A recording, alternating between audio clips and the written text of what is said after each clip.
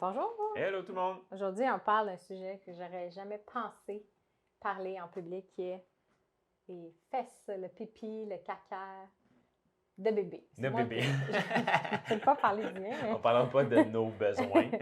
Et c'est un sujet qui a, par nos publications, je pense qu'on a eu 2 invités au podcast sur le thème d'aujourd'hui, et je pense que c'est le sujet qu'on s'est fait plus parler. Oui. Parce Ben, c'est que les gens mystique. ont plus demandé un suivi après pour savoir ce qu'on avait fait, comment ça allait. Exactement. Puis la question, en fait, je pense, principale, c'est avez-vous vraiment un bébé sans couche? Mm-hmm. On va répondre à la question aujourd'hui. Est-ce qu'il y a une couche en ça ici? Personne ne sait. Fait qu'aujourd'hui, en fait, on va refaire juste une mise en contexte de c'est quoi la chenille, puis pourquoi on s'y est intéressé, c'est quoi le rapport avec le mouvement. Mm-hmm. On va partager notre expérience des 3 derniers mois. Parce qu'on a fait dès la naissance. Exact. Ouais.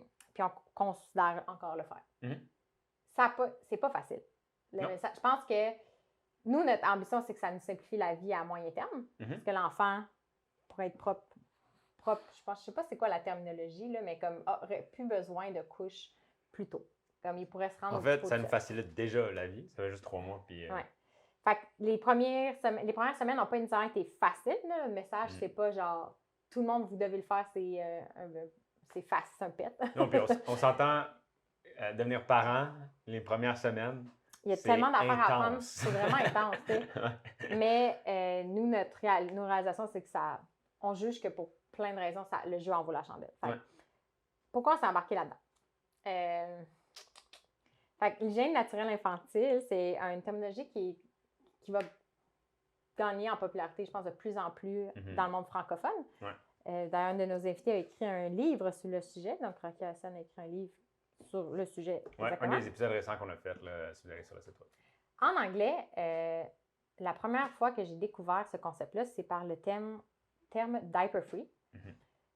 Vincent et moi, on a l'habitude de questionner tout ce qui nous entoure, les objets. Puis souvent, la question, c'est comment les gens faisaient avant cet objet-là. Fait que comment les gens faisaient avant qu'il y ait les couches, parce que c'est quand même, on peut dire, les couches telles qu'elles sont en ce moment, c'est quand même récent comme technologie. Fait qu'on se demandait comment les gens faisaient avant. Puis, une autre habitude qu'on a, c'est d'aller voir, d'étudier un peu l'anthropologie, d'aller voir les cultures, même les chasseurs-cueilleurs, des choses comme ailleurs ça. Dans le monde ou à d'autres époques. Ouais. Puis de fouiller un peu pour voir comment les choses sont faites ailleurs dans le monde. Mm-hmm. Puis ça t'a amené en fait à trouver un livre. Oui, exactement. C'est le livre Diaper Free. Comme il dit, on réfléchit à qu'est-ce qui arrive quand on enlève un objet ou est-ce qu'on peut faire autrement. Puis comprendre qu'est-ce que les objets modernes ont comme impact sur nos mouvements. Tu sais, ça, c'est des sujets qui nous fascinent. Une des choses, quand on se met à analyser l'environnement moderne, les environnements modernes sont faits pour être confortables, pour dépenser le moins d'efforts possible parce qu'on est ingénieux. Puis une des choses qu'on a remarqué avec le temps en étudiant le divan, le lit et aussi la toilette, c'est que le mobilier a été beaucoup surélevé. Ouais. Pour justement sauver de l'effort au lieu de devoir squatter au sol, on s'incline moins, là, on doit. Mais comme adulte, avant l'arrivée d'un enfant, ben comme plusieurs personnes, je pense, dans le monde du mouvement, le squatty-potty a quand même bien sa place.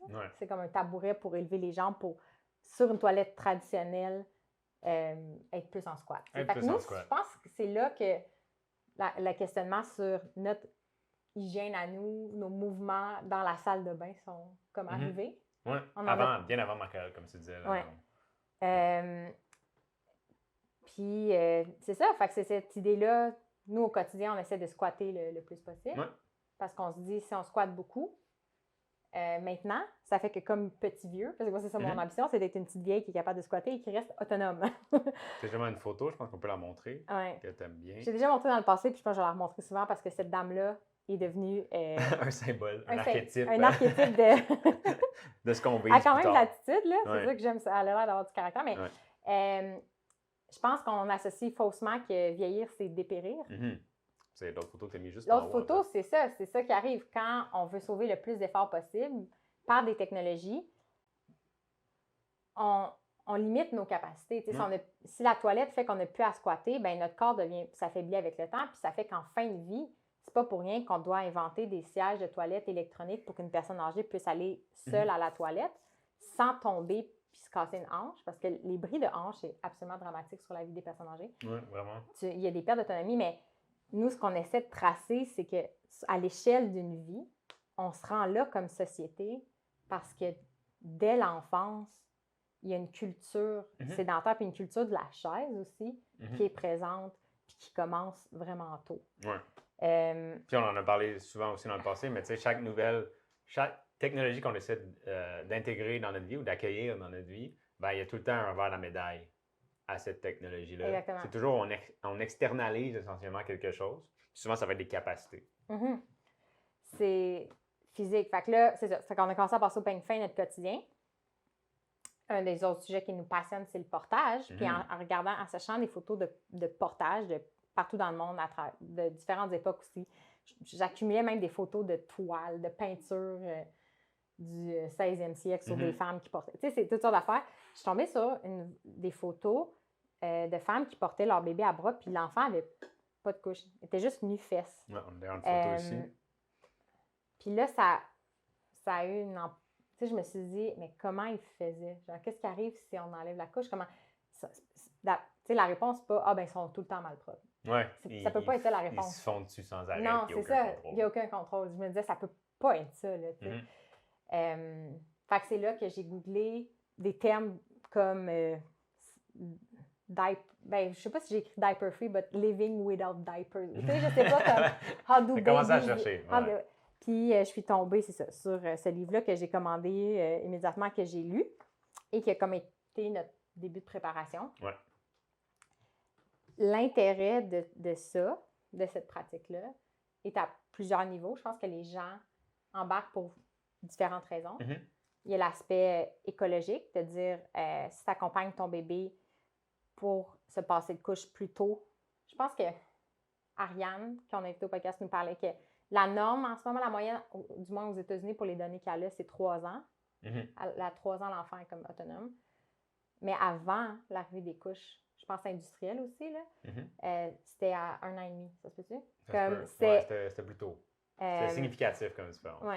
Fait que d'un côté, il y a l'aspect effort pour le parent, il y a l'aspect écologique, l'aspect économique, il y a l'aspect pour le bien-être de l'enfant, des réflexions sur son confort.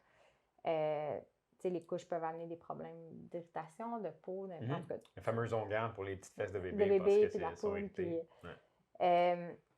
nous, un des intérêts, c'était par le mouvement. Oui, le mouvement. Parce qu'on sentait qu'une couche, surtout quand l'enfant allait commencer à développer sa mobilité, elle commençait à ramper, à marcher, à faire ces choses-là, ben on voulait offrir à Marc-Aurèle la plus grande mobilité dans ses mouvements. Puis on trouvait, à regarder les enfants qui étaient dans notre entourage, les plus jeunes, les bébés, on trouvait que ça restreignait un peu justement la mobilité et les mouvements, surtout au niveau du bassin, des hanches puis des jambes. Je ne suis pas une experte de la motricité des enfants. Okay? Fait que nous, on ne vend pas de cours de parenting ou de thérapie pour les enfants. Mais comme femme, porter les serviettes sanitaires, puis je suis sûre que les filles qui nous écoutent le comprennent, là, comme c'est excessivement désagréable. Tous les arguments de vente, c'est qu'ils deviennent de plus en plus minces. Oui, tu remarques moins. Puis que là, on arrive à une étape où il y a même des culottes avec une couche absorbante. Là, fait que tu sens que tu n'as même plus, en fait, de serviettes. Fait que je me disais, intuitivement, puis moi, ça change comment je me sens. C'est pas agréable. Puis, comme je me disais, c'est impossible qu'une couche qui est encore plus grosse, parce qu'un insert de couche, c'est quoi? De couche réutilisable, mettons. C'est ça, c'est plus gros que la plus grosse serviette sanitaire que j'ai jamais portée de ma vie. les couches réutilisables aussi, c'est un monde en soi. C'est un type d'insert, mais pour le vrai, il y en a tellement. Il y a sûrement plein d'options, mais tu sais, je me disais, moi, j'allais naturellement vers les couches réutilisables parce que je me disais que c'est plus écologique, puis ça, je trouvais ça génial, en fait. Mais tu sais, je me disais quand même, c'est un corps presque 10 fois plus petit que le mien. Oui, 10 fois plus petit que le mien en ce moment. Avec une couche qui est encore plus grosse que ce que moi, je porterais comme adulte. Je me dis, ça peut pas ne pas influencer comment ses hanches se placent ou comment il se tourne. En tout cas, c'était plus intuitif. Mais je pense que justement, ce qui nous a charmés quand on en parlait avec nos invités, c'est que le HNI, il faut rétablir une croyance sur la conscience du corps des enfants. Ça a le rapport au mouvement, mais aussi on s'intéresse plus globalement aux expériences sensorielles puis à la conscience du corps. Puis nous, ce qui nous a absolument vraiment convaincus d'essayer, c'est quand Ariane nous a dit que les enfants ont un instinct de propreté. Les bébés naissants, même naissants, ont un instinct de propreté. Que c'est pas vrai qu'ils font juste se relâcher. C'est pas juste un robinet ouvert qui coule sans arrêt. Comme une loterie, n'importe quand. De façon hasardeuse. Il y a comme des signaux. Ça nous a un peu ébloui, mind-blowé, mais comme l'enfant peut t'envoyer dès la naissance certains signaux pour te faire comprendre qu'il a besoin d'évacuer. Oui. Puis Rokia le décrit, je pense, le décortique vraiment bien dans son livre, comment... C'est quoi? On avait le terme, les sensations internes. L'enfant ressent des sensations, ça c'est une chose, puis il va aussi les communiquer aux parents. C'est ce que j'ai trouvé fascinant. Puis, dans le fond, l'instinct de propreté, c'est que l'enfant ne veut pas faire sur lui ou sur la personne qui le porte. Fait que quand l'enfant chigne, ça aussi, ça allait changer notre perception, parce que moi, j'avais l'impression que c'est en faisant ses besoins qu'un enfant allait pleurer ou être inconfortable. Mais ce qu'Ariane m'a fait comprendre, c'est que l'enfant va essayer de te repousser, il va faire des signaux pour te dire comme j'ai besoin d'y aller, éloigne-moi de toi, tu sais. Puis une chose qui est intéressante, c'est plus Roquette qui en parle dans son livre, c'est que si on n'aide pas ou si on n'accompagne pas l'enfant tôt dans la compréhension de ces signaux-là, lui va finir par les ignorer.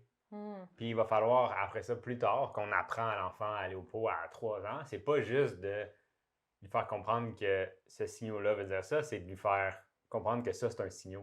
Tu sais, il le voit même plus comme un signal, en fait, que c'est juste inconscient, pratiquement. Un signal, puis il évacue.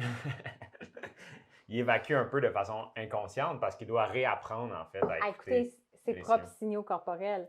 Je pense que c'est un des enjeux avec les couches industrielles qui sont tellement absorbantes, ce qui est en soi vraiment un peu génial parce qu'on se dit que le bébé va être plus confortable, mais c'est un des signaux que l'enfant va perdre parce que là, il fait pipi puis il ne ressent pas la chaleur. Il n'y a comme plus de feedback une action puis une rétroaction. Mais bref, globalement, on s'intéressait... c'est plus intuitif. Puis, je sens que... il n'y a pas énormément de photos puis d'études, j'ai l'impression, sur la mobilité des bébés dans une couche parce que j'ai l'impression que soit c'est pas vu comme un enjeu monumental ou soit il n'y a comme pas tant d'intérêt économique parce que, je veux dire, c'est tellement comme la norme. Fait que même nous, on n'a pas des études poussées là-dedans. C'est plus intuitif. Puis, là, Marc-Aurèle, à 3 mois, il commence à être capable de se tourner d'un côté puis de l'autre. Fait qu'on va essayer d'observer l'effet avec et sans couche à différents moments. Déjà, quand il était très, très, très jeune, là, dans les premières semaines, on voyait que quand il dormait sans couche, puis on va en reparler, mais quand il dormait sans couche, il était capable d'avoir une position plus sur le côté. C'était même automatique pratiquement. Mais quand il y avait une couche, il était un peu incapable de rester sur le côté parce que la couche venait comme l'empêcher de mettre son bassin d'une certaine façon. Fait que déjà là, on avait vu une différence à ce moment-là. Mais fait qu'on peut en fait parler de notre expérience avec ça. Dans le fond, c'est ça. On a décidé de le faire pour toutes les raisons économiques. Oui, exact. Ça a commencé par une intuition, comme tu l'as dit. Alors ça, on a étudié le sujet. Un peu avec nos profondeur, invités. Puis on trouvait que ça valait la peine. En fait. Puis c'est ça. Comme à notre habitude, on fait des fois vraiment beaucoup de recherches, mais il y a aussi une phase où on veut juste l'expérimenter. Puis quand on a des questions en cours de route, on refait des recherches supplémentaires. Fait que là, on est au stade où on l'a fait pendant 3 mois. Puis un des avantages qu'on voit beaucoup, c'est vraiment ça. Il y a une expression en anglais pour parler du hyperfree qui est elimination communication. Fait que c'est pas tant le but d'être sans couche, mais d'apprendre à communiquer avec son enfant, puis à comprendre ses besoins, puis à l'aider à y répondre. Moi, je pense que c'est un des gros avantages qu'on a vu aussi du jeu. D'accord. Fait que notre expérience. L'épopée. On avait un kit de départ. qu'on a Peut-être le acheté. montrer. Fait que quand j'étais enceinte, on s'est dit, OK, on va se préparer. Souvent, en fait, c'est ça. L'hygiène naturelle infantile, c'est qu'on va écouter les signaux du bébé et lui offrir le pot. Le bébé peut porter une couche, puis on va lui offrir le pot avant qu'il fasse dans sa couche. Comme ça, on commence à associer comme ces signaux aussi avec ses besoins. Fait qu'on a acheté le classique petit pot-chapeau pour les nouveau-nés. Ça, c'est un kit que j'ai acheté justement à notre invitée Ariane qui a le site web le petit pot plutôt. C'est la commande que j'ai reçue. J'avais acheté des piquets. Je les ai là-bas, mais... Fait que le truc rose et le truc bleu, c'est des piquets. On avait le petit pot qui est au milieu. Il y avait des couches plates, je pense que c'est ça. Des couches prépliées. Non, ça, c'est les prépliés. OK. Les prépliés venaient dans le kit? Oui. Okay. Ben, j'en avais acheté, oui. OK. Fait que des couches prépliées, des épingles aussi pour les couches. Pour une autre sorte de couche, oui. Pour une autre sorte de couche. Fait que, c'est ça, un piquet en laine qu'elle a traité, qui était comme semi-imperméable. Fait que ça, tu peux mettre l'enfant là-dessus, puis si il est sur le divan, puis il y a des dégâts, ben ça peut éviter que ça se répande. On a un petit bébé qui se réveille. Allô, coco. Tranquille pour l'instant. Allô, coco. C'est ça, les petits ronds, ben, c'est les pattes d'allaitement. Fait que c'est ça, on avait un classique, un petit pot, puis des couches comme ça. Pour, moi, la manière que j'imaginais l'utiliser, c'est justement, si je couchais le bébé, je pouvais mettre le piquet, mettre une des couches, puis s'il se laissait aller, ben, on l'envoyait à la toilette, au lavage. Puis, ce qu'on avait déjà aussi à la maison, de notre côté, dans nos réflexions nous-mêmes sur notre hygiène, puis comment notre toilette à nous, on a un squatty potty, mais on a aussi un bidet. Puis, on avait fait, moi, j'avais fait des lingettes à la main, qu'on voit derrière dans la photo, en flanelle. C'est ça, la flanelle? Je pense que oui. Pour remplacer le papier de toilette. Puis j'ai réalisé que, en fait, ça allait être un format parfait pour aussi aider le bébé. Donc, le bidet, là, on le voit peut-être pas super bien, mais c'est une espèce de douche téléphonique, mais tout petite. C'est pour nettoyer le popotin. Puis on voit aussi les petits bouts de tissu, justement, que Marc-Claude a fait dans les photos. Oui. Fait qu'on avait ça. Puis, j'ai aussi... J'avais l'impression que si je salissais, mettons, le piquet, que j'allais avoir besoin d'en avoir en backup. Fait que j'avais aussi trouvé 2 autres versions. Un plus comme à l'hôpital, là, en fait. Qui sont quand même vraiment efficaces. Puis un plus cute, là, quand on fait des petites sorties là, avec des nounours dessus. Mais eux étaient vraiment plus chers. Fait qu'on est allé avec une certaine pile de ça. On avait aussi, c'est ça, des guenilles en coton pour le bébé. Un peu de tout usage, là. On s'en est servi pour plein de choses. Puis, un lot de couches, parce que mon frère et ma soeur ont eu des enfants comme 5-6 mois avant moi. Puis mes parents ont comme aidé à avoir un lot de couches réutilisables. Fait qu'on avait différents modèles. On avait avec insert. Puis on avait aussi des couches plates que les parents ont fabriquées de coton qu'on plie en origami puis qu'on peut mettre avec une autre couche imperméable. Pour vous montrer les petites épingles, c'était justement pour ça. Les petites épingles comme ça, c'était pour les couches plates. Oui, exactement. Fait que ça, c'était ça. On partait un peu avec ça. On n'avait pas tant d'affaires. En fait, je me disais, le bébé pourrait juste être tout nu, puis on aurait juste une douche, puis une toilette, puis on serait correct. Oui et non. Je pense que les habitats modernes, oui et non, là, parce que justement, il faut protéger un peu ce qu'on possède. Là. Mais ça aurait pu être fait. Le faire avec zéro, puis utiliser juste la toilette. Oh, c'est cool. Ça se réveille, cette boulette-là. Fait que voilà, c'est ce qu'on avait. Puis on l'a amené à l'hôpital, notre kit. Mais on avait aussi des couches, je pense qu'on s'était fait donner des couches de nouveau-né. Des couches jetables de nouveau-né. Puis on avait tout apporté parce qu'on se disait, si on est trop fatigué, tu sais, comme on se mettait pas la pression de le faire dès l'hôpital. Mais il y a une partie de moi qui se disait, si on peut, on va essayer. Si on peut, on va essayer. Je ne savais pas à quoi m'attendre.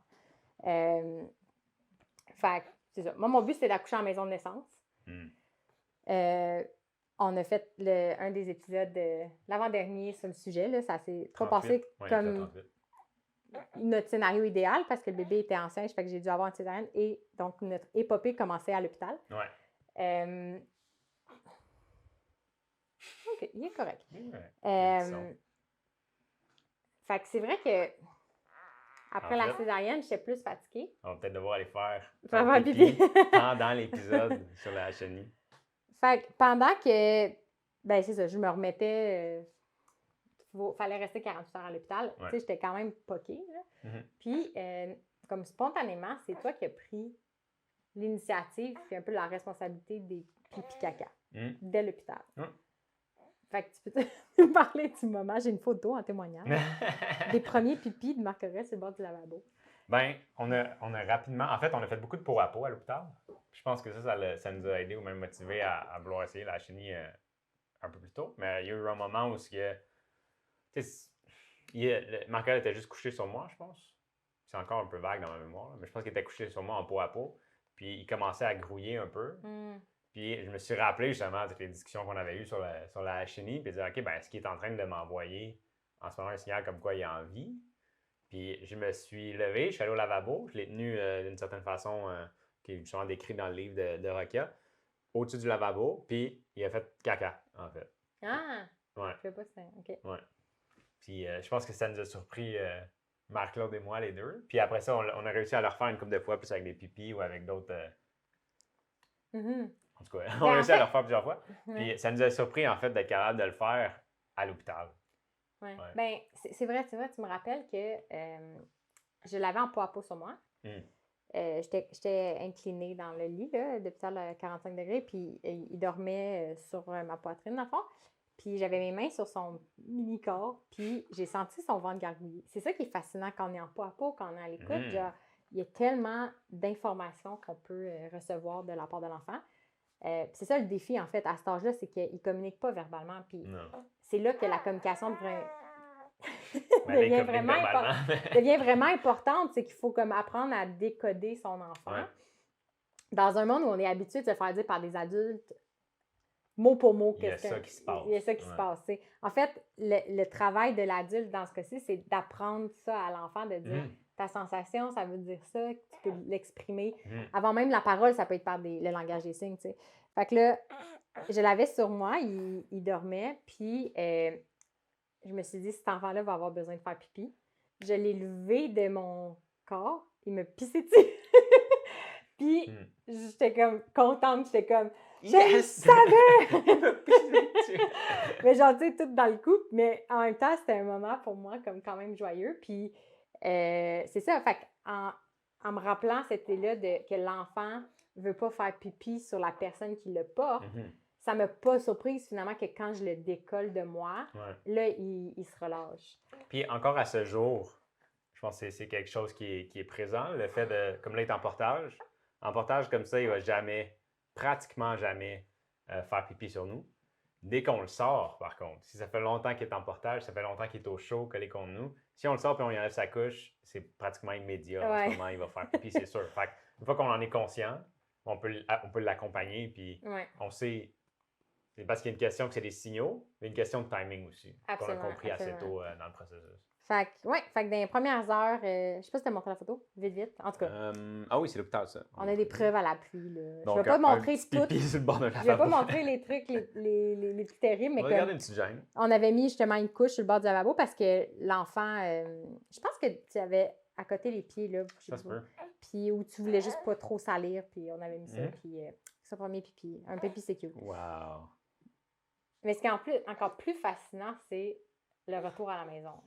Parce que même à l'hôpital, on ne l'a pas habillé, le bébé. Il était tout le temps tout nu parce qu'on l'avait tout le temps sur nous, en fait. Oui, il était au chaud. Disons, à l'hôpital, on n'avait pas grand-chose à faire non plus. On écoutait des films, puis on mangeait des snacks. Puis on l'a habillé pour la première fois au complet quand c'était le temps de revenir à la maison pour le banc d'auto. Ouais. Qu'est-ce qui s'est passé après? Quand on est revenu à la maison? Oui, on est revenu à la maison. Là, on a voulu le sortir de son banc d'auto, pour y enlever un petit peu de couche de vêtements pour l'emballer plus dans les couvertes, pour lui donner plus de mobilité, faire du poids à peau. Mais dès qu'on l'a sorti, je me rappelle plus s'il m'a donné un signal ou si je me suis juste dit, je vais le mettre sur le pot au cas où. Mais il a fait caca dans le pot. Dès qu'on l'a sorti de sa coquille, automatiquement. On l'a pris, on a enlevé sa couche, on l'a mis dessus, puis prouf, il a fait une belle petite grotte. Là, vous pouvez voir une grotte qui ressemble au emoji de caca, surprenamment. Les crottes de notre bébé ont des yeux. Ah. C'est vraiment... Puis elle s'est mise à part. Mais on était super contents, en fait, puis fiers de notre bébé qui avait comme 3 jours. Moi, j'étais juste fascinée de dire, OK, je pense que c'était vraiment juste encourageant. j'aurais pensé que ça aurait pris beaucoup plus de temps avant qu'on ait un certain sentiment de succès. Qu'on comprenne notre bébé, tu sais, le sentiment qu'on comprend le bébé puis que c'est pas juste aléatoire, tu sais. Fait que ça, pour nous, ça a été vraiment un bon départ. Puis je pense que ça l'a fait qu'après ça, c'était beaucoup moins intimidant. De dire qu'en 48 heures, il avait fait ses pipis. Puis c'est pas mis caca, tu sais, dans le scénario qu'on espérait. Ouais. Fait que dans les premiers jours, ça travaille, bébé. OK, on est de retour. On a pris une petite pause pipi. Pipi, boire, manger, essayer de l'endormir. La routine complète. Là, il s'est rendormi. On disait, les premiers jours à l'appartement, après l'accouchement, dans le fond, notre vie se passait dans cette pièce-ci. On aime les pièces multifonctionnelles. On travaille beaucoup ici. Mais le soir, ça peut être transformé dans notre espace de sommeil. On amenait le futon. On dormait ici maintenant au lieu dans l'autre pièce parce qu'on avait plus d'espace autour du lit. Fait que c'était plus facile de circuler. Ouais. Je vais montrer une photo, en fait. Parce que tu l'as ici. Donc, on met notre matelas au centre de la pièce. Là, on voit pas le mur, en tout cas. On met le matelas ici. On dort, puis on voit, comme Marc-Claude disait, qu'il y a de l'espace de chaque côté. Puis, ça nous a permis de faire un coin pipi. Qu'on a nommé, avec le temps, la station pipi. La station pipi. Fait que là, il y a 2 rondins de bois là, qui tenaient le piquet en place. Puis, fait que ça, c'est un piquet qui est déposé au sol. Normalement, on mettait une couche plate par-dessus. Ouais. Puis à côté, on avait un petit bac où on mettait les trucs sales. Les trucs sales, pour la nuit, par exemple. À côté, là, le petit bouquet de fleurs, c'est parce que sur le gros coffre en bois, en fait, on s'était fait... c'était le ravitaillement, en fait. On avait des piquets propres, des couvertes propres, là, on voit une petite pile de guenilles. On avait tout là. À portée de main. À portée de main, la petite veilleuse pour la nuit. Fait qu'on avait comme notre système qui s'est installé en quelques jours, là, où, tu sais, les cycles éternels de lavage, on faisait comme 1 à 2 brassées par jour. Les premiers jours, j'imagine que c'est comme ça aussi, même pour un bébé qui a des couches, là, mais... Ça roule. Ça roule. Fait que oui, c'est un bébé d'été, fait que c'était facile quand même pour nous de faire du pot à pot, là. En fait, c'était même plus agréable, il y a eu des grosses canicules cet été. Fait qu'on n'avait pas la crainte que le bébé ait froid, parce qu'il faisait quand même chaud. Bien, souvent, il était ça sur nous avec des couvertes par-dessus. C'est dans cet nouvel espace de travail-là qu'on a changé la pratique du pot, en fait. Parce que on a réalisé que le petit pot, dans le fond, c'est une version miniature de la toilette. Oui, c'est comme un... Ouais, tu dis bien. C'est une petite toilette, en fait. Mais le principe reste le même, c'est de s'asseoir sur quelque chose. Puis, dans le livre qu'on avait lu ici, une des photos, par exemple, c'était justement à l'expliquer comment faire la chenille la nuit. Fait que tu peux être assis sur le rebord du lit, puis tu as le pot en bas, puis tu peux tenir l'enfant d'une certaine façon. Mais nous, notre lit était au sol. Fait que pour certaines personnes, ça demanderait un effort de se rabaisser au niveau du sol. Mais nous, l'effort, c'est de se lever pour être surélevé. C'est ça, c'est d'être surélevé. Fait qu'on a commencé, en fait, parce que souvent, ça a commencé comme ça, c'est qu'il y avait le pot, puis là, des fois, il faisait pipi en dehors du pot. Oui, parce qu'un petit pénis... Petit gars.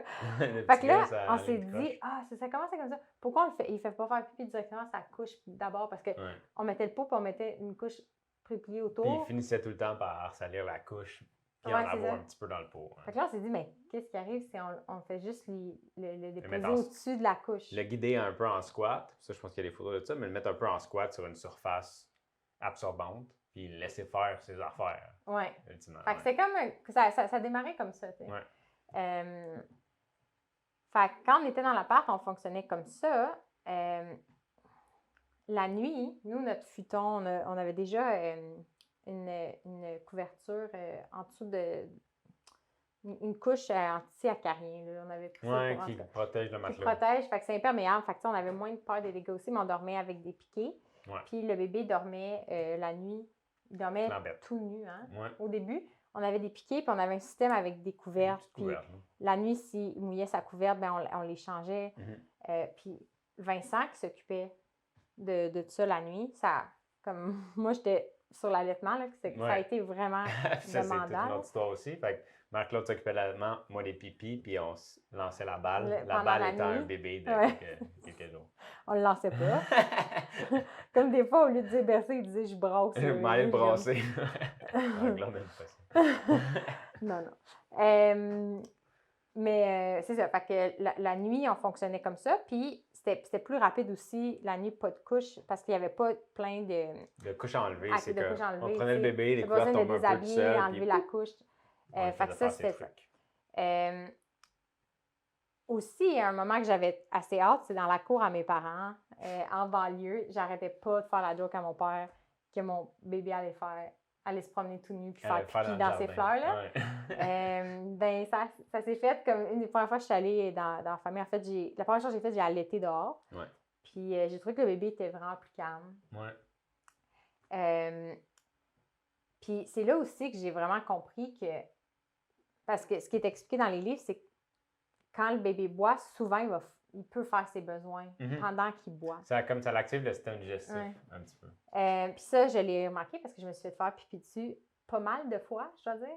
On avait justement aussi un autre système où je mettais une couche sur mes vêtements, mais tu sais, il y a des fois, tu te dis, un bébé, ça peut pas pisser autant. Fait que maintenant, il faisait un pipi une fois. Là, j'allais me changer. Puis tu sais, avec la fatigue, j'étais moins patiente. Là. Puis là, une des fois, tu sais, t'es allé l'aider à la station pipi, tu me l'as ramené. Puis il a fait pipi sur moi, puis là, je me suis mis à brailler, puis là, j'étais plus capable. Là. Des larmes de parents, de nouveaux parents. Fatiguée. Là. Fait que, tu sais, les péripéties, c'était pas... des fois, c'était plus simple qu'on pensait, puis des fois, c'était... Pas que c'était compliqué, mais c'est beaucoup d'énergie mentale. De rester... Il faut comme tout le temps être attentif, en fait. De rester c'est ça attentif. Qui peut être assez drainant. Oui. Puis, c'est ça. Par ces expériences-là, nous aussi, notre compréhension s'est raffinée dans... Quand j'allaitais dehors, j'ai réalisé que si le bébé en nature, puis pour nos ancêtres très lointains de chasseurs-cueilleurs, j'ai comme compris que la chenille, en fait, c'est un terme qu'on a inventé de nos jours pour décrire c'est quoi ça, mais avant, c'était juste faire pipi. C'était comme s'occuper de ton enfant, de son bébé. C'est ça. Tu sais, si j'avais été dehors, tu sais, si on vivait dehors encore comme on vivait avant, la majorité de nos journées, comme de temps dans nos journées, si l'enfant a besoin de faire ses besoins, puis tu es dans un pays qui fait, somme toute, assez chaud, ouais. Tu sais, j'allaite, puis si je sens qu'il a envie, tu fais juste te tourner, tu fais juste une rotation, puis tu lui fais faire plutôt au pire à côté, puis tu le reprends, tu sais. Ouais. Fait que j'ai compris par ça que puis le bébé était plus calme dehors, qu'une grosse partie de la complexité de la chenille, c'est pas parce que la pratique en soi est difficile ou compliquée, c'est parce qu'on n'a pas le savoir-faire, on n'a pas l'expérience à avoir des bébés autour de nous faire ça.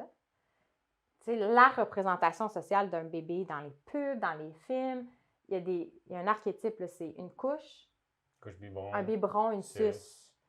C'est la représentation d'un enfant, mais finalement, c'est absolument pas ça, un bébé humain. T'sais, un bébé humain dans la nature, c'est un bébé flambant nu, comme tous les animaux. Là, un bébé dans la nature.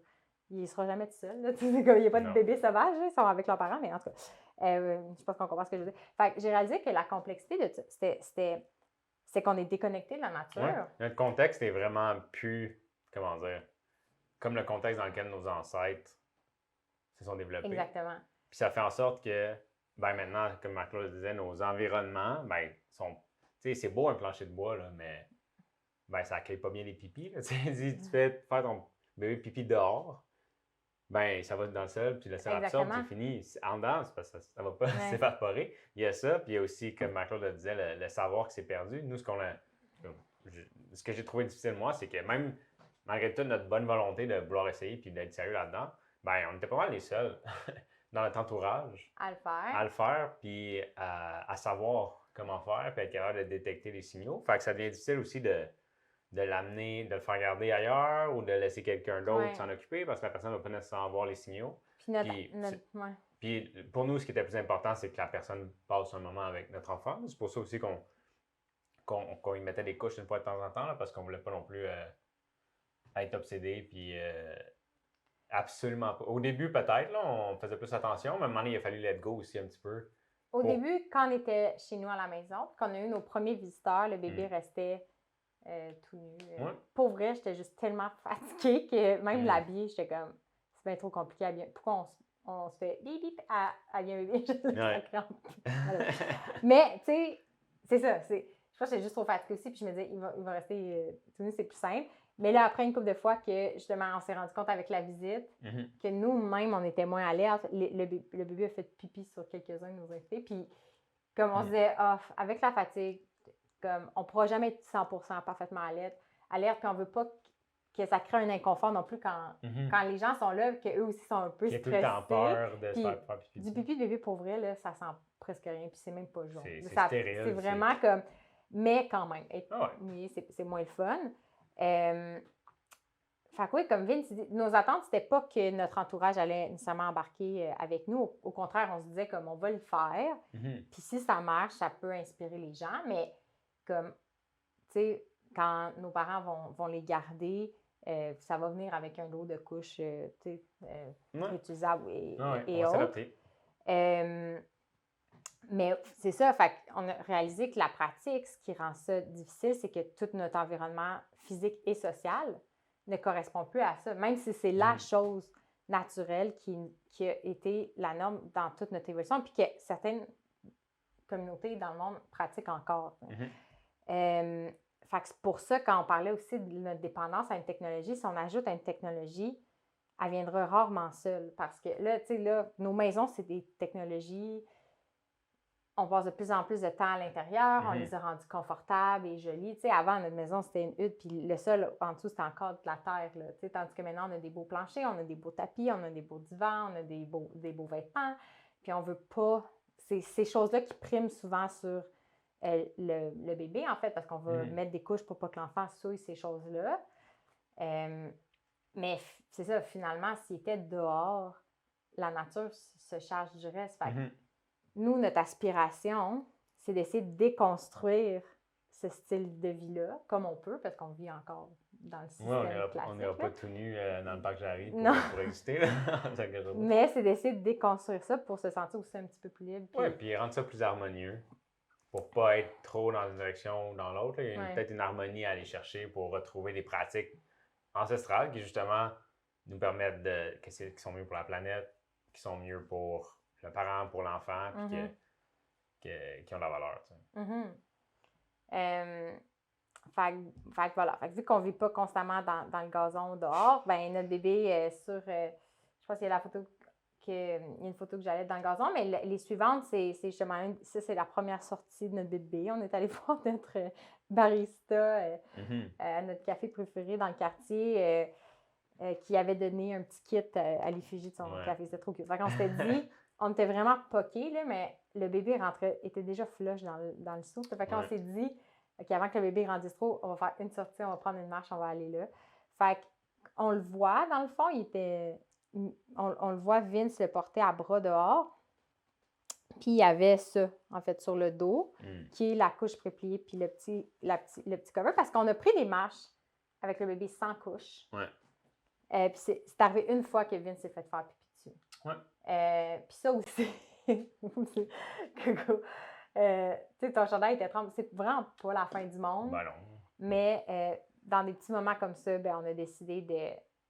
C'est ça, avec la fatigue puis toutes les choses qu'on a à apprendre comme nos parents, comme il y a des moments où ça nous apaisait. Moi, ça m'apaisait vraiment l'esprit qu'il y ait une couche. On s'entend, si vous êtes intéressé par la chenille, si vous voulez l'essayer, ben attendez-vous aussi à faire quelques pipis dessus, puis même caca, ça va arriver. C'est pas magique non plus, puis vous n'allez pas être capable d'attraper tout dès le début. Fait que ça vient un peu avec. Ça vient un peu avec, mais je pense que nous, notre expérience, finalement, on aime mieux gérer des pipis puis les cacas sur la couche à plat que dans la couche du bébé où là, tout s'étale. Puis il faut comme vraiment comme bien laver le bébé. T'sais, on s'est rendu compte que si vous saviez, si vous n'avez pas d'enfant encore, puis si vous ne saviez pas, mais un bébé qui fait caca comme sur le sol, là, il n'est pas sale. Il n'est pas entièrement aspergé. En fait, là, comme ça nous surprenait nous-mêmes, là, il y a des moments où on l'essuyait avec une guenille, puis on lui offrait le luxe, on prenait de l'eau chaude pour la guenille. Tu sais, c'était comme on avait notre système là, où on voulait qu'il soit bien confortable. puis il y avait juste une mini trace. Ouais, pratiquement rien. Fait que je dois dire qu'en termes de simplicité, il y a un certain, c'est ça, effort qui vient au niveau de l'énergie mentale à écouter le bébé, à l'observer étroitement. Mais je pense que j'aime mieux ce système-là quand même que l'idée que j'aurais à nettoyer mon bébé comme autant quand il fait caca dans sa couche. Parce que c'est arrivé, finalement, on peut compter sur les doigts d'une main le nombre de fois qu'il a fait réellement caca dans sa couche. Ouais. La première fois, c'est parce qu'on était en voiture, puis il hurlait. C'était dans ses premiers trajets en voiture. Ouais. Puis il n'y a pas grand-chose que tu peux faire. On ne savait pas exactement si c'est parce qu'il avait faim. Puis finalement, ça devait qu'il avait besoin d'y aller. Puis il nous envoyait le signal, mais tu sais, t'es sur l'autoroute. Fait que, tu sais. Fait qu'il y a eu un accident à ce moment-là. C'est souvent ce genre de contexte-là dans lequel c'est arrivé. Puis encore là, c'est sur le doigt d'une main. Puis les autres, c'était comme on appelait ça des pets de sauce. C'était comme s'il a fait un peu caca dans sa couche parce qu'il devait vraiment y aller, puis il y en a encore plus après qui sort. Tu sais, c'est comme, c'était jamais juste qu'il se laisse aller complètement.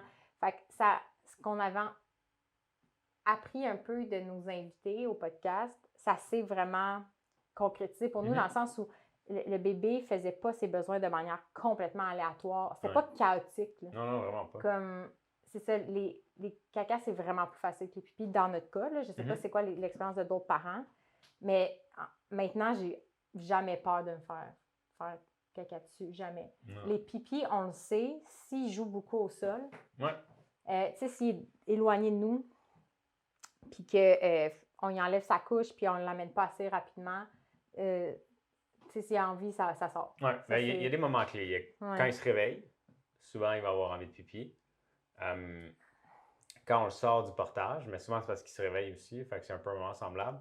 Quand il y a un gros changement de température, quand il passe de chaud à froid, souvent, ça va lui donner envie de pipi. Quand il allaite, puis quand il est tout seul sur le sol, donc quand il sent, encore là, quand il n'est pas près de nous, on dirait que lui, ça lui donne le signal, puis c'est normal, là, ça va être fait comme ça. Mais on dirait que ça lui dit, OK, il n'y a personne autour de toi, tu peux faire pipi maintenant. Puis là, il va faire un petit pipi. Puis des fois, c'est drôle parce qu'on le laisse, mettons, tout nu pour qu'il puisse bouger un peu, puis ça prend pas beaucoup de temps avant qu'il y ait un petit pipi qui revole. C'est sûr. Fait que vraiment, le premier mois, il a pas mal été tout nu tout le temps. On a eu quelques visites dans nos familles, mais si on était à la maison, mon vêtement de départ comme vêtement de maternité, c'était une robe de chambre. On était en peau à peau. Donc, pas de couche, avec des couvertes, donc il n'était pas juste totalement nu sur le sol. Si on le déposait, c'est ça, il était majoritairement dans nos bras. Si on le déposait, on avait le même système de piqué sur des coussins ou sur le sol. Quand on sortait, comme là, il y a une photo qu'on était chez sa mère, justement pendant la canicule, à un moment donné, il faisait juste vraiment trop chaud, fait qu'on est allé à l'air clim. Puis on le voit là, qu'il est tout petit, il n'y a pas de couche à ce moment-là. On y mettait par exemple des pantalons, puis on le faisait passer la journée comme ça. Au mois 2 et 3, justement, il y avait plus de sorties. Puis, je sais plus pourquoi, tu sais, genre, on a commencé à lui mettre des couches. La nuit, dans le fond, c'est qu'on passait tellement couverte à un moment donné qu'on s'est dit, on pourrait juste mettre une couche pendant la nuit. Oui, ça a commencé comme ça. Ben, une couche pendant la nuit, une couche aussi quand on se déplaçait en voiture. Quand on était en auto. Fait que ça a commencé un peu comme ça, puis dans une friperie, la friperie de Grossesse Secours, qui est dans notre quartier, qui est une friperie géniale pour les mamans et les bébés, on a trouvé des couches comme ça que j'ai adorées. C'est des couches réutilisables, mais pas imperméables. Des fois, on se servait des couches plates de la même façon. Ce qui est l'avantage, mettons, quand il dort, puis qu'il y a un piqué en dessous, c'est que c'est pas grave si ça déborde puis ça mouille. Mais comme pour le parent, c'est que ça va passer au travers, fait que c'est vraiment plus facile de savoir si elle fait pipi ou pas. Fait que ça, on a apprécié ça, puis ça a commencé comme ça, qu'on a commencé à y remettre des couches. Puis maintenant que c'est redevenu un peu plus stable, parce qu'à un moment donné, les pipis, il y a des phases où on dirait que c'est plus chaotique que d'autres. Oui, un peu erratique. Ben là, on recommence, c'est ça, comme tu dis, à faire des sessions en journée où on le laisse un peu tout nu sur son tapis. Même, on va commencer à faire plus de peau à peau. avec lui. Fait que ça l'aide. Mais on peut vous montrer, en fait, notre station pipi. Mhm. On a eu une idée en cours de Parce que, route. ben, c'est ça, comme on disait au début, on utilisait un pot, initialement, parce que c'était ce qui est recommandé par plein de trucs de la chenille. Après ça, on est passé plus à une surface absorbante au niveau du sol. Mais encore là, ça faisait en sorte qu'on avait autant de On lavage avait beaucoup de lavage à faire. que des couches jetables, des couches réutilisables. Fait qu'on Fait s'est que là, on un peu s'est dit, simplifié. comment on pourrait Parce qu'on aurait améliorer ce Parce système-là? qu'on aurait pu lui faire pipi dans la toilette ou lavabo, qui est une pratique là, qui est encouragée. Mhm. Notre salle de bain est vraiment petite. Le lavabo n'est pas très accommodant. Il n'y a comme pas d'appui pour ses pieds. Puis j'ai l'impression que ça se plache. Tu sais, c'est comme, c'était pas tant accommodant. Non, c'était Toi, pas tu as même essayé dans la douche. Dans la douche, mais encore là, tu sais, on a une espèce Ça drainait pas si Ça bien. drainait pas super bien, le plancher est plat. Fait que là, il fallait comme prendre le pommeau de douche puis essayer d'envoyer la crotte dans le tuyau. C'était pas ce qui était le plus fun à faire. Fait que ça, on l'a fait peut-être une ou deux fois. Mais après ça, on s'est dit, ben OK, comment on pourrait. Parce que ça aussi, c'est quand on allait ailleurs, ben là, on pouvait pas amener notre douche avec nous. Là. C'est comme chaque endroit était différent. Fait que là, on se disait, ben là, c'est peut-être pas évident pour un bébé d'apprendre à nous communiquer ses besoins puis à évacuer si tout est différent tout le temps à chaque fois. Puis on voulait quelque chose de mobile, puis on voulait quelque chose de plus simple, je pense, à utiliser puis à nettoyer. Mm-hmm. Fait que là, on a réfléchi à ça. Puis là, je sais pas pourquoi ça m'est venu l'idée, mais je me disais, il faudrait un récipient rectangulaire avec un certain bord, parce que ça va se lâcher. Puis que l'enfant, parce que ce qui arrive aussi, c'est que quand il fait pipi, ça peut lui aller sur lui ses pieds. Faut pas qu'il soit mouillé, il faudrait qu'il y ait comme une grille ou quelque chose de surélevé, genre. Puis là, l'image qui m'est venue en tête, c'est une rôtissoire à poulet. Fait que là, notre mission, c'était d'aller acheter une rôtissoire à poulet, puis on a appelé ça le projet Petit Poulet. Projet Petit Poulet 2021. Puis là, j'ai pris une photo, mais là, notre système a évolué parce que là, on se disait, OK, ben le bébé n'aime pas avoir ses pieds sur la grille, fait qu'on lui a fait un petit socle en bois. Ben, je peux le montrer. Oui, on lui a fait un petit socle en bois qu'on a bien verni. Comme ça, il pouvait mettre ses pieds en appui. Ah, il y a du pipi dedans. Mais... Je ne vais pas trop le pencher, là. Il y a un petit peu de pipi. Mais ça ressemble à ça. Fait que là, il y a un bout de bois comme ça dans lequel le bébé peut venir accoter ses pieds. On le tient, vous allez voir, je pense qu'il y a une photo après. En fait, je vais grossir le truc. Oui, ben, oui. Donc, ça, c'est la rôtissoire. On a un bout de bois comme ça qu'on vient déposer. Poup. Là, il peut déposer ses pieds dessus puis faire pipi dans la rôtissoire. Fait que ça, c'était notre nouveau système. Moi, personnellement, j'aime mieux les couches à terre. Vince, il s'occupe des pipis, fait que il aime son système, fait que ça va. Moi, je l'utilise pas vraiment. Je trouve ça plus difficile à nettoyer, en fait. Le but, c'est que ce soit simple à nettoyer aussi, mais justement, vu que notre lavabo n'est pas si grand, moi, je trouve ça tannant, je trouve ça plus simple de juste mettre les couches au lavage. Surtout que s'il fait un caca, on peut l'enlever avec le bidet full facilement. C'est ça, notre salle de bain n'est pas très accommodante, mais le fait qu'elle est petite, genre, c'est facile de nettoyer la couche. Moi, je préfère les couches. Vince est content. Moi, je préfère la rôtissoire. Son projet Petit Poulet, il est resté. C'est ça. Fait que, tu sais, on a mis des exemples de comment il a tenu le bébé, puis il a fait faire sa technique, que ce soit dans notre van, parce que justement, à un moment donné, le bébé pleurait dans l'auto, fait qu'on s'est dit, ben on va s'arrêter pour cette fois. Fait que dans un parking, Vince squattait pour tenir le bébé en squat dans l'auto, ou à la maison, ou dans l'étang chez mes parents. On nourrit les poissons avec un peu de pipi de maquerelle. Fait que, le dernier maillon de la chaîne, ben, je veux dire, les questions qui ont émergé avec notre expérience, c'est la position de l'enfant.